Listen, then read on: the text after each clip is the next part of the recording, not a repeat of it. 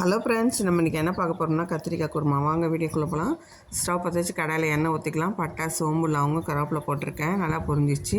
2 வெங்காயம் கட் பண்ணி போட்டிருக்கேன். வெங்காயம் நல்லா வதங்கட்டும். 2 பச்சை மிளகாய் கீரி போட்டிருக்கேன். ஒரே ஒரு தக்காளி கட் பண்ணி போட்டிருக்கேன். தக்காளி நிறைய போடக்கூடாது. தக்காளி நிறைய போட்டால் குருமா புளிப்பாக இருக்கும்.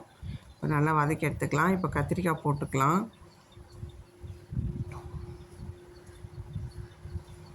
கத்திரிக்காயும் போட்டாச்சு. நல்லா வதக்கலாம். கத்திரிக்காய் இப்போ நல்லா வதங்கிடுச்சு.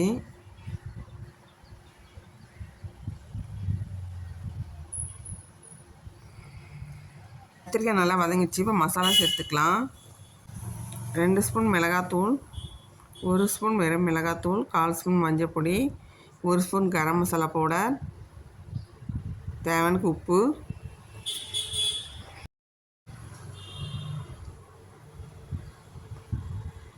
இப்போ எல்லாம் போட்டாச்சு. இப்போ கலந்து விட்டுக்கலாம். இப்போ தண்ணி ஊற்றிக்கிறேன். 4 கப்பு தண்ணி ஊற்றிக்கிறேன். உங்களுக்கு எவ்வளோ வேணுமோ ஊற்றிக்கோங்க.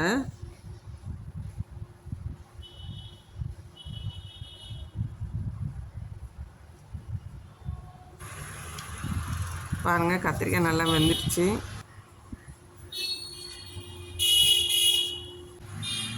இப்போ தேங்காய் அரைச்சாச்சு. இப்போ ஊற்றிக்கலாம்.